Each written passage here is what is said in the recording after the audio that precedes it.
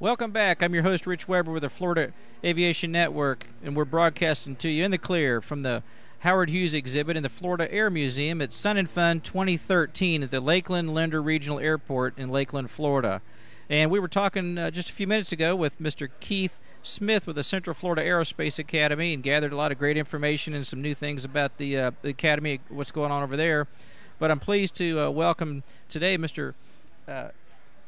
Manfred Radius. Yes, Manfred sir. Radius. Yes, sir. Welcome. Thank you. Thanks for coming to talk with us. Now, you've got quite an exciting show, and you've got the Ultimate in Glider Aerobatics, and I'd like you to tell us a little bit about that. Well, the Ultimate in Glider Aerobatics is my logo. Yes. I perform in a sailplane. It's a fully aerobatic sailplane. So a sailplane is a kind of glider, you know. So explain to the viewers the difference between the sailplane and the glider. Well, the word glider is a generic word for aircraft that fly without an engine. Yes. There are hang gliders, there are paragliders. In the Second World War, there were military transport gliders. So they all could glide and would fly without an engine.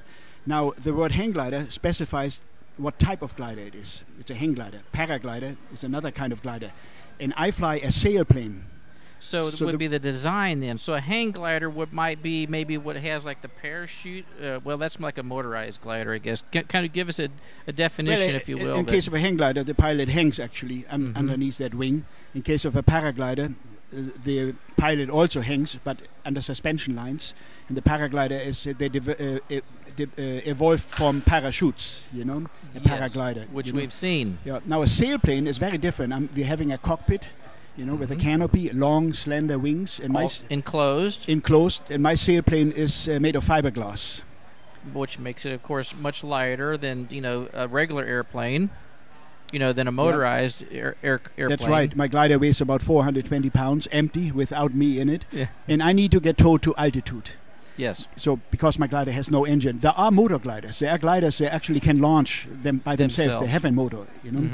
But my glider is a pure sailplane without an engine, and I performed here at Sun and Fun last night, and I was towed up by a Piper Pawnee. The tow pilot was Michael Ponzo. Excellent. Yeah, Michael Ponzo flies an Airbus for an airline. How about that? What a big difference. Yeah, Airbus and the Pawnee. Yep. And the tow plane that Piper Pawnee is owned by Professor Pat Anderson. Yeah, Professor Anderson teaches at Embry-Riddle in Daytona Beach, and he was recently voted the Florida State University Professor of the Year. Is that right? Pat Anderson. In other words, he was voted the #1 professor in the state of Florida. Excellent. And he is the owner of the tow plane, and he founded a few years ago a club, the Eagle Sport Aviation Club. The Eagle Sport Aviation Club operates out of the Pearson Airport. Pearson is located about 17 miles northwest of DeLand.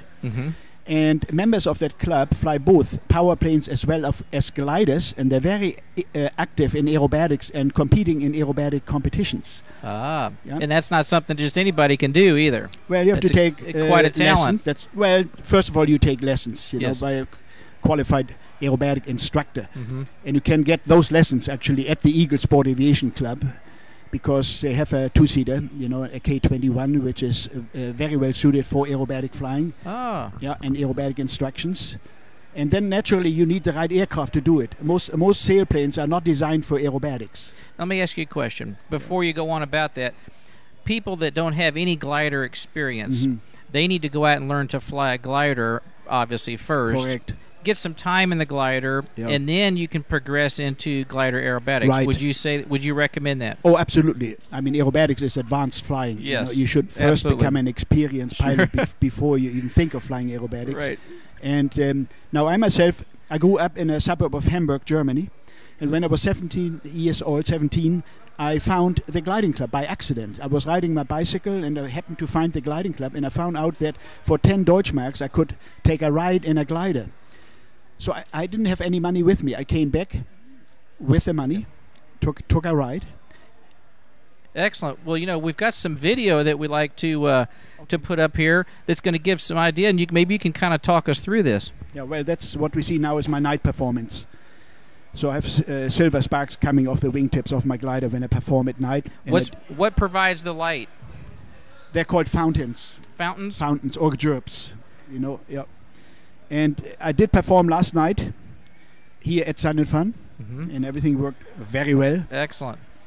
How high do you have to be towed up before you're released? For my night performance, I get towed to 4,200 feet. 42. 4,200 So 42 makes a difference than 4,000 or 4,500. So that you've found that altitude is the well, it still would work if I did it at 45 or 4,200 just make adjustments. feet. Exactly. And now, of course, if the cloud ceiling should be 3,000 feet, then I start at 3,000 feet. Yes, sir. So 4,200 only if the clouds permit it. Allow that. Mm-hmm. Yeah. It is just incredible seeing how you can loop this plane and roll it, and as a glider. It's just awesome. Well, that glider is not a regular sailplane, actually. It is a fully aerobatic glider. Fully aerobatic. Now, my glider, it's incidentally the type. The model. It's an H101 Salto. Salto is a German word for somersault, which indicates aerobatic capabilities. It was designed and built by a lady in Germany. A lady had a company building this glider. Not only this one, there were approximately 60 gliders of this type built. That's not many, though. Well, I it guess depends. in the glider industry, maybe it's not so bad for the glider industry. Now, so it is fully aerobatic, and what I'm doing at air shows, I demonstrate the aerobatic capabilities of that glider. Now, the sport of flying sailplanes is called soaring. Now, soaring means going up, of course. Yes. And normally a glider pilot gets towed to 2,000 feet, and then he or she is looking for rising air currents, such as thermals, and tries to climb now to higher altitudes, and either flies locally around for a while or goes cross-country. And a glider, long distances can be flown with gliders. Really? Yeah, quite a few. Now, my longest flight was only about somewhere between 550 and 60 kilometers, which is about 365 miles. That's still pretty far in a glider. Actually, as glider distance flights goes, is not that far. Now, quite a few glider pilots have flown 1,000 kilometers, which is 620 miles. And now, in many areas of the world, you cannot do it because the conditions are not right for it, because you do need rising air currents and over a larger area. So what some glider pilots do, they fly either to some countries in Africa, or Australia. They take vacation there and rent a glider and hope for the right weather conditions so they can fly that distance. And also here in the United States, it has been done.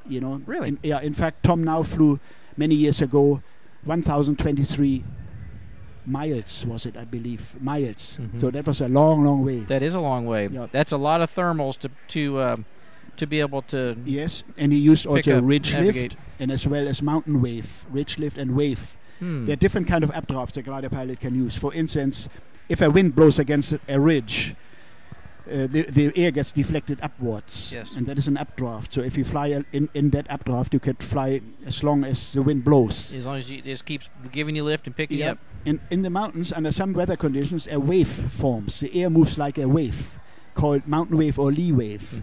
And the wave can reach actually in some areas into the stratosphere. That is where high altitude flying is being done. I went once up to about 35,000 feet in a glider. Yeah, I was 20,000 feet over Pikes Peak in Colorado in a glider. Incredible. Yeah, in the mountain wave. Yeah.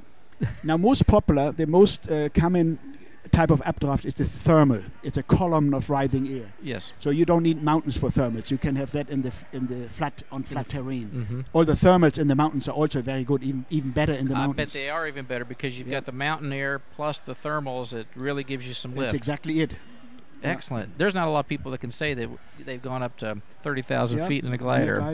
And by the way, if I can recommend to anybody a ride in a sailplane. Now if you Google the word soaring, so the sport is called soaring. Yes, if sir. you Google soaring, you can, on the website of the Soaring Society of America, that is a head organization for the sport of soaring. Okay. The Soaring Society of America. On their website, you can find every gliding location, whether it's a club or commercial gliding school in the United States. On the website of the Soaring Society of America.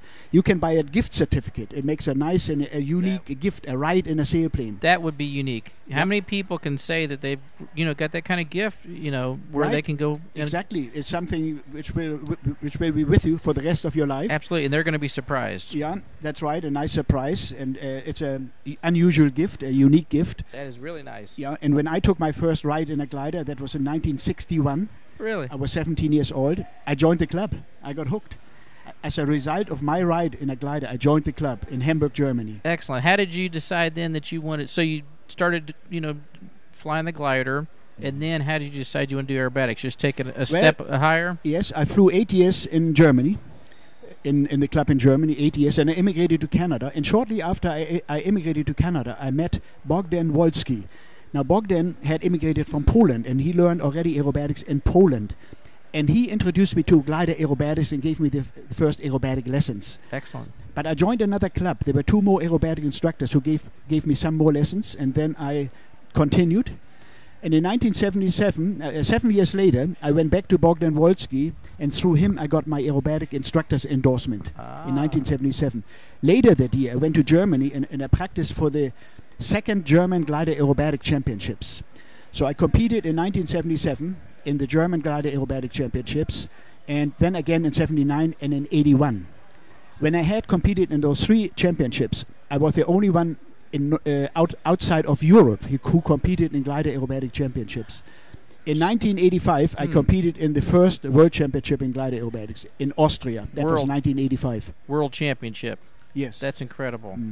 That is incredible. So, so you had here at Sun and Fun. You had a night show last night. What else do you have quickly before before the end of the show? What's going on with you?